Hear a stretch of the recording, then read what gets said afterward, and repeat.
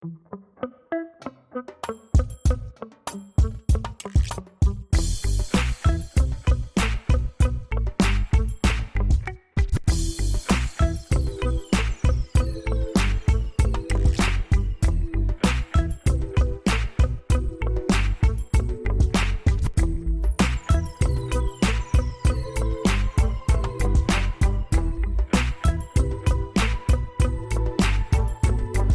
know, it's 2021. Wow. We went through all kind of things in 2020. But this is season 2 of another episode of the Andre The Beast Show. And I decided to do something a little bit different for our opening show. Naturally, I brought back with me the two that helped me start it out, which is Paul Jefferson and David Benz. And yes, they are my lawyers. And when you're going to have certain topics, you better make sure that you got it covered. So with that said, today we're going to dabble into a little bit of politics, but the good side of politics. We're going to talk about the office of lieutenant governor. You know what? And I asked this in the gym day, what exactly is the lieutenant governor? Why don't we ask the lieutenant governor to answer? You know what? We got on the show with us today Lieutenant Governor LG Suzanne Crouch. Susan, welcome to the show. It's good to be with you. I'm looking forward to it. I'm kind of curious. So, Susan, let's take it from that point. Exactly what is an LG? Well, I guess probably the easiest way to explain it is like the vice president. So I would serve as governor if for some reason the governor would be incapacitated. But in Indiana, the lieutenant governor is so much more than that. And in fact, the lieutenant governor in Indiana probably has more duties and responsibilities than any other lieutenant governor in the country. Okay. Constitutionally, I'm president of the Senate. So when the Senate is in session, I'm at the front of the Senate at the podium running the proceedings. Right. I just want to share with you that as a former state representative for 8 years, it's so gratifying to finally be in charge of the senators. So I bet. I remember everyone that voted against my bills also. I wield a pretty mean gavel.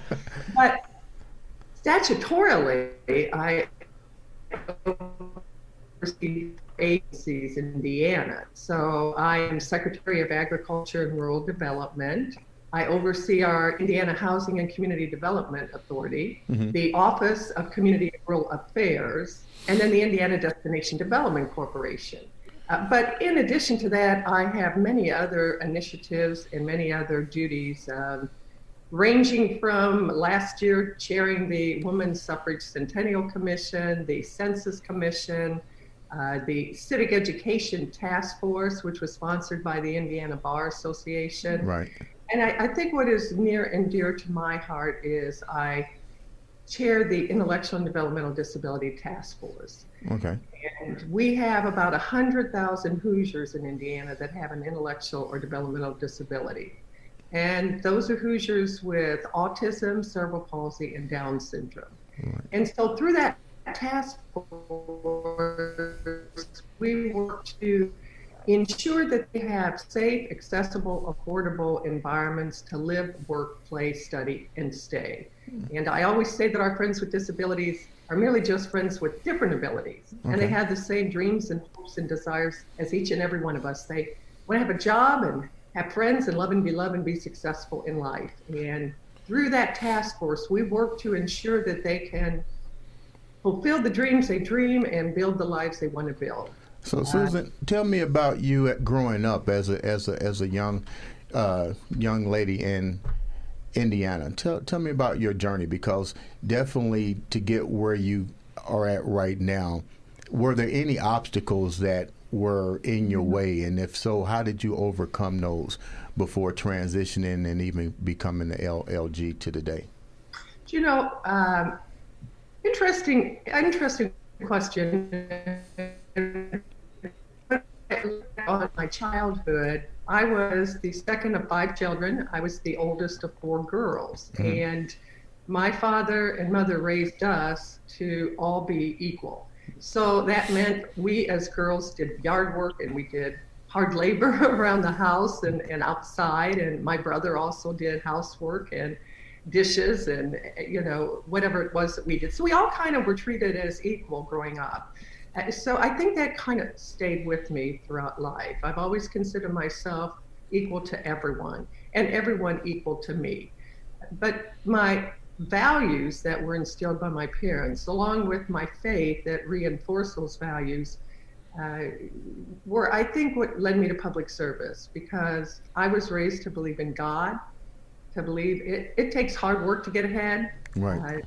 To believe in equality and opportunity. Equality and opportunity. And I also raised to have a strong sense of personal responsibility, but to also readily accept I have a responsibility to help other people. And so it was that kind of drive and desire to help others, to lift them up and to make life better for them, that I think ultimately led me to public service and to political life. But I didn't get there right away. I graduated from Purdue University and worked in the private sector as a realtor, a stockbroker, a small business owner, and really didn't grow up as a Republican or a Democrat. Right. My parents always voted, but I don't recall political discussions growing up. So I grew up as an independent, and it wasn't until, I had been married maybe 4 or 5 years, and I said to my husband one day, I really like to get involved in politics.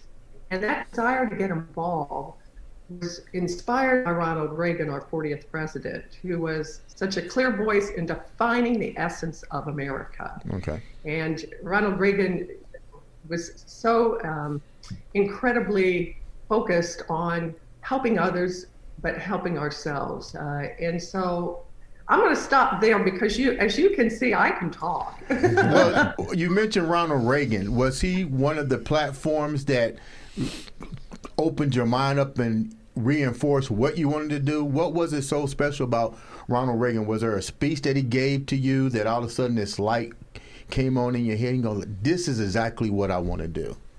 Yeah, Ronald Reagan, he was such a beacon for young conservatives, idealistic conservatives. And he spoke unapologetically about individual responsibility without helping hand. And he put a strong military abroad and fought for American values without making new enemies. But he always reminded us that we must never rest in the fight to protect life and liberty. And I remember the speech when Ronald Reagan said, freedom is never more than one generation away from extinction. And we didn't pass it on to our children in the bloodstream. It must be fought for and protected and handed on for them to do the same. And I looking back, that is what really kind of struck a chord with me. The liberties that we enjoy are fought for and protected and handed on for each generation to do the same. And so I remember that is what kind of was my impetus in getting involved in politics, and I ended up becoming involved in the Republican Party as a result. Based on what you see right now, what you just said, what former President Reagan said about the generations being one motion away from extinction, knowing that that's something that you remember clearly to this day, what have you instilled in your political race as a phrase to people to keep that from happening, the extension from happening? Well, I talk about, that very quote in many of my speeches. And, Ronald Reagan was a great president and one who inspired me. Abraham Lincoln also was a great president and one who inspired me. Of course, he called Indiana home, for the formative years in his life, and lived in Spencer County, which is down in my neck of the woods, coming from Vanderburgh County. And so when we gave our swearing in remarks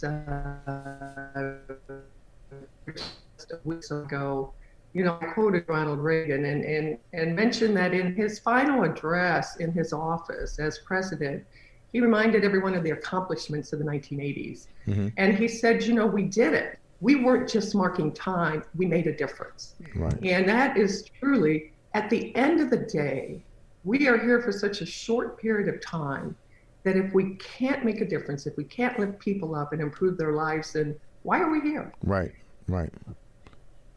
So when you became lieutenant governor, I'm sure you didn't foresee some of the challenges that have come, particularly in the way of, global pandemics and, wearing masks, and it's just a completely unprecedented world for us anyway. So, and I know a lot of your responsibilities include economic development, particularly in rural areas, which I'm sure are challenged particularly because the governmental infrastructure isn't the same there as it would be in some of our bigger cities in Indiana.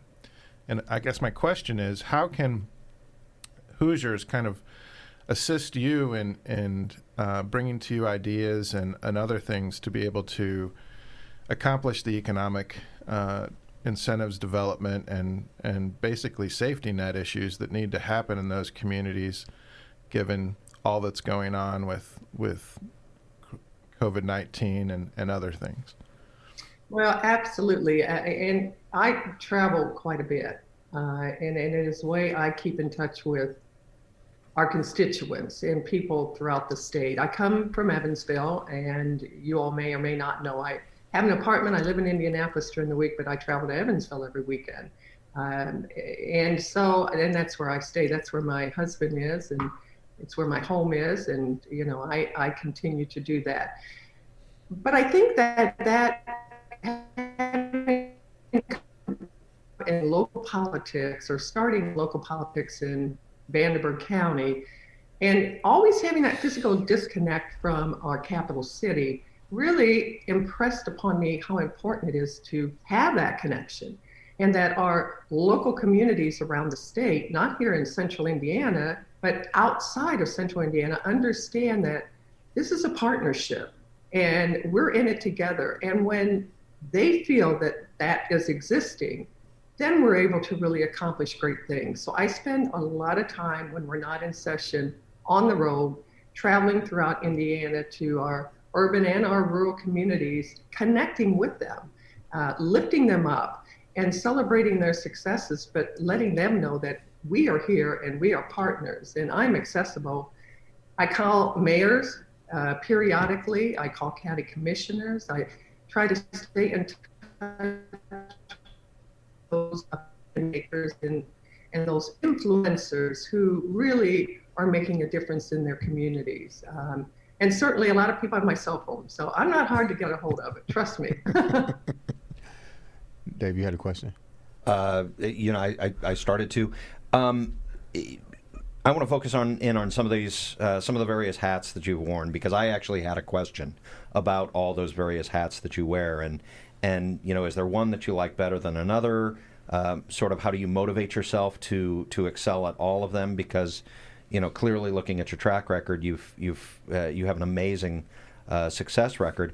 But if we were to go and focus in on some of the specifics of some of those hats that you do wear, Paul started asking by saying, what is it that Hoosiers can do to help you with certain things like rural development and whatnot? If we focused in on the Indiana Destination Development Corporation, what do you see that looking like? This is such a weird time. Tourism has got to be has most certainly has to be down. I don't know statistics, but I have to feel like it's down, given the state that we're all in. We're about to get a big infusion with the NCAA. I'd like to hear what participation you played in that role, or excuse me, in that development. But more importantly, what does the rest of the state look like? What things are being done for the rest of the state outside of Indianapolis and its surrounding communities?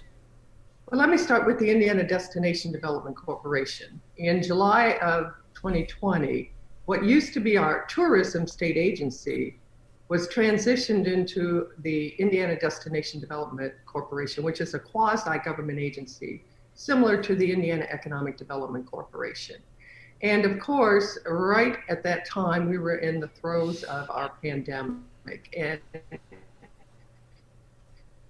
the industry that was most immediate and hardest hit was our tourism, our travel and leisure related industry. And they still are suffering as a result of the pandemic because of the restrictions that are placed upon them, but also because of the, the social distancing, the fact that people are encouraged not to get out and to travel. So that has really been a challenge for us. It is why we were able to secure $4 million of CARES Act money to be able to help our cultural events, our festivals and our fairs, those kind of quality of life happenings that didn't take place over the summer and fall because of COVID.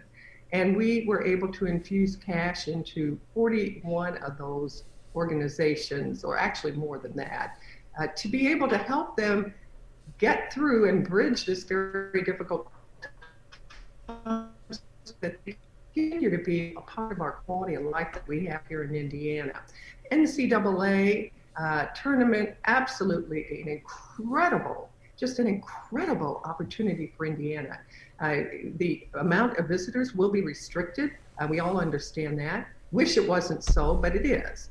But here is the real benefit of not just showcasing Indiana and central Indiana and Indianapolis, but also Evansville and I believe it's Fort Wayne, because they'll be playing their divisions of basketball.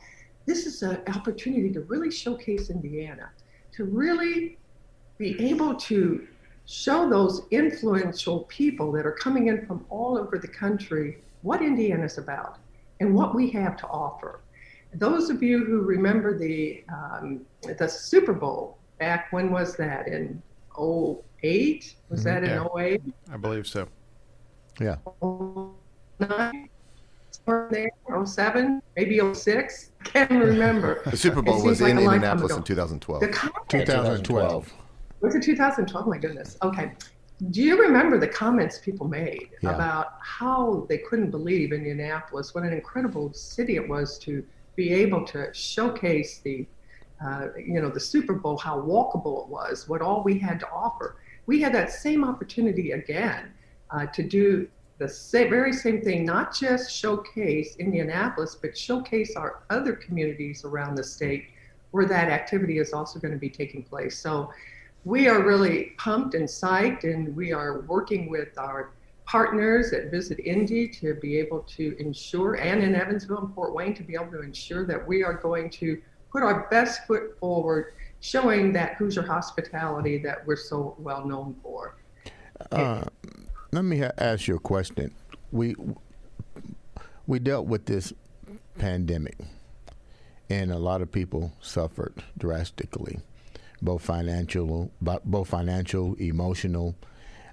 We had a lot of increases in depression, and my question to you is, from a family standpoint, outside of the political arena, what were some of the things that you felt that affected not only you, but affected the state, the world, and by being in a political office, what did the hurt that came from that? How did you manage to implement your sufferings back into the political arena to address those things? Because clearly, we've all felt the sting. So now you got to ask yourself, what changes need to take place with this so we don't have this happening to us again? Because let's get real, we had fear. Fear set in at its most high, and I respect the fact that you guys did a great job at neutralizing the situation. But the bottom line is, it may resurface. And now that you was a part of this, what did you bring back to your office and say, look, this happened in my home, this happened to people that I know, how do we prevent it, and what's the next step? Have you guys come up with a solution for that? Well, you bring a really incredibly important point, and that is the human suffering as a result of COVID-19. It's what keeps me up at night, and it's what keeps the governor up at night, is that human cost to families as a result of COVID-19. In particularly those Hoosiers that are facing mental health challenges, that are fighting addiction, are victims of violence, or those very vulnerable Hoosiers are the ones that are suffering the most. Because for those of us who do not have those challenges, this has been a very stressful time. Correct. Because it has been full of uncertainty and change. And we all like certainty in our lives. We all like stability. We all like knowing what is next and being able to plan for that. And that has been taken away. Right. So then you put on top of it individuals with challenges, and now you are really talking about a human cost, not just to families, but that economic cost to budgets at the state, the local, and the federal level for years to come. So what we are focused on, and what I told the governor I want to focus on personally over the next 4 years, is mental health Right. and addiction, and how we can continue to supplement what we're doing. Because here in Indiana, we do a good job in terms of our mental health services and delivery and addiction. We've done some incredibly innovative things. But how can we do more? You know, how can we really supplement what we're currently doing so that we can provide that safety net and give those services to Hoosiers that need it? 1 out of 5 Hoosiers suffers from addiction or from mental health. So there's probably not one of us here today that hasn't had a family member or knows someone that is struggling with mental health or addiction issues. And, you know, those are the ones we have to make a difference for, because they're the ones we need in the workforce. They're the ones that we want to have healthy, productive lives, and we want to be able to offer that equality and opportunity to them so that they can be successful. And it's going to be a challenge. I'm on a journey right now to learn more about mental health. I certainly have family members that have struggled with mental health and addiction issues. In fact, my brother, who's in recovery, relapsed during COVID. He's back in recovery now, but you know, he said he wasn't making excuses, but not having support groups that you can go to and not having that stability in one's life has put additional stress on people. So I'm on a personal journey working with Department of Mental Health to learn more about what we're doing currently in Indiana, and then work with faith-based leaders and with community leaders and professionals to try to determine how can we help what we're doing to be able to, you know, to be able to provide comfort and be able to provide, you know, that kind of support and those services that they need in this very unusual time to be happy, productive Hoosiers.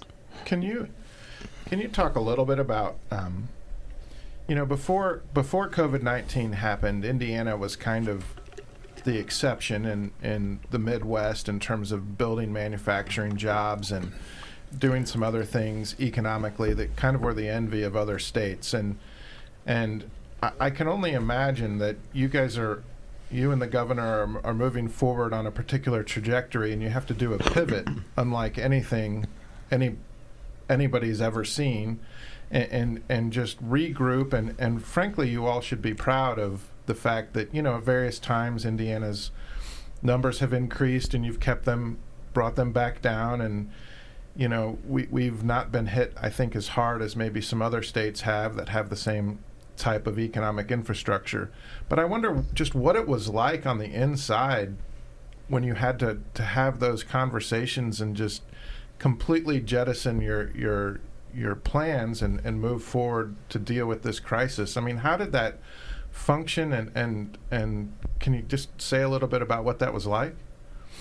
Sure. Well, when COVID-19 hit, we all kind of pivoted in government. We all kind of pivoted, my agencies included, to be able to kind of refocus their delivery of services to help those who are in need as a result of COVID-19. So, for instance, the Office of Community and Rural Affairs, you know, has been able to grant $21 million in grants to small rural communities throughout Indiana to help them either with health and safety initiatives that they have, or giving grants or loans to small businesses to help them during this very trying time. Maybe establishing Wi-Fi hotspots in communities that don't have that broadband and internet, which we do want to talk about broadband before the Okay. is over. So we did learn how to pivot and to refocus our energies to be able to help Hoosiers in need, because that really was what we were dealing with COVID-19. We ended up knowing that our general fund revenues were impacted. We cut all of our state budget agencies 15% to be able to cut down on what we were spending as a result of those, diminished revenues. Here's the interesting thing. At the end of 2020, we had 31,000 job commitments, which is more than we had in 2019, and really a 5-year record.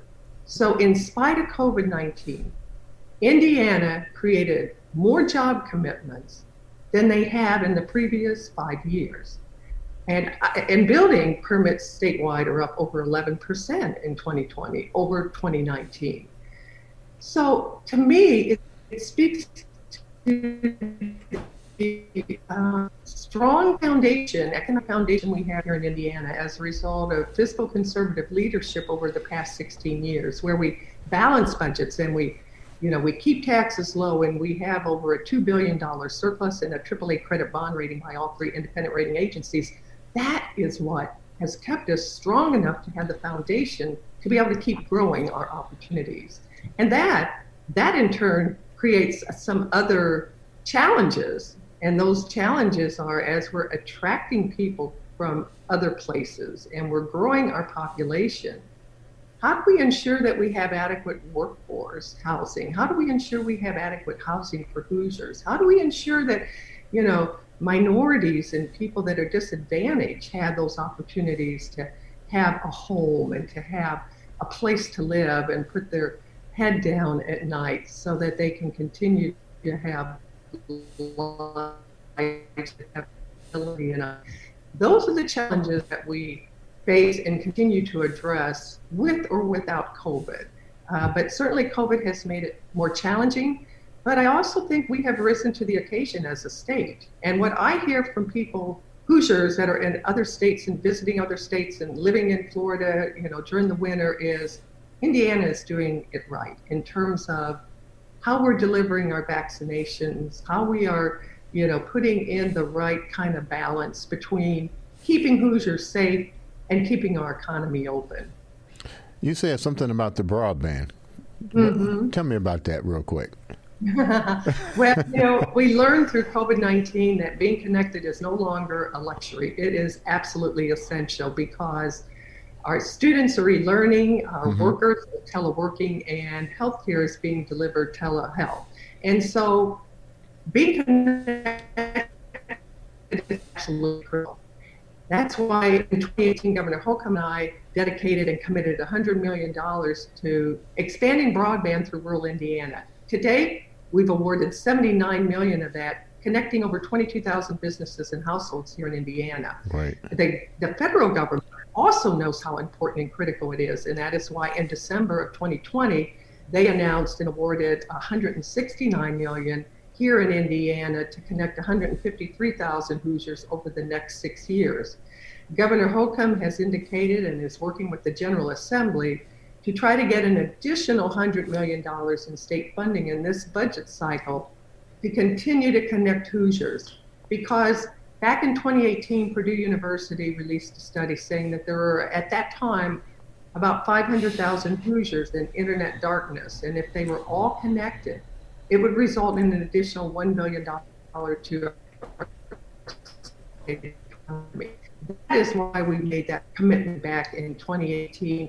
And it is more real and more viable today than it was back then. And it looks like I need to be spending more time on broadband here in my home. My connection isn't the best, so I'm going to get on that as soon as this phone call, or as soon as this interview's over. Lieutenant Governor, I'm going to switch gears on you just a little bit and go back to something that you've already addressed, and in fact, you have somewhat answered this question. but I want to revisit it because it's a passion of mine. Because quite frankly, I've got a ton of questions for you, and we don't have that much time. I want to go back to the Indiana Intellectual and Development Disabilities Task Force that you chair. Yes. And I can save a lot of time. Are you familiar with something called Biddy and Bo's Coffee Shop? It's in North Carolina. Do you know, I know a little bit about it. In fact, I believe it's one of the owners who native originally. Is that? Yes, does that ring a bell? Yeah, that's right. That's right. I think Amy and Ben Wright. Amy Wright was CNN's Person of the Year a few years ago, and that sort of raised my awareness to it. It's something that I'm very committed to. But I had the opportunity to talk to her husband, who is a Indiana native, a Hoosier native, and he said something to me that was very, very profound. It was something that I had never thought about before. It's kind of obvious, so I was a little bit embarrassed that I hadn't thought about it. But he said, for the vast majority of us, we define ourselves by what we do. I'm a lawyer. Paul's a lawyer. Dre, you're a roustabout. I don't know what your official title is. I'm a beast. He's a beast.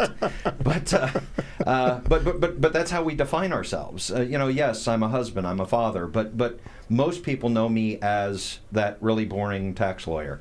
There is as you know, there's a good chunk of our population that doesn't enjoy that same ability to define themselves by what they do.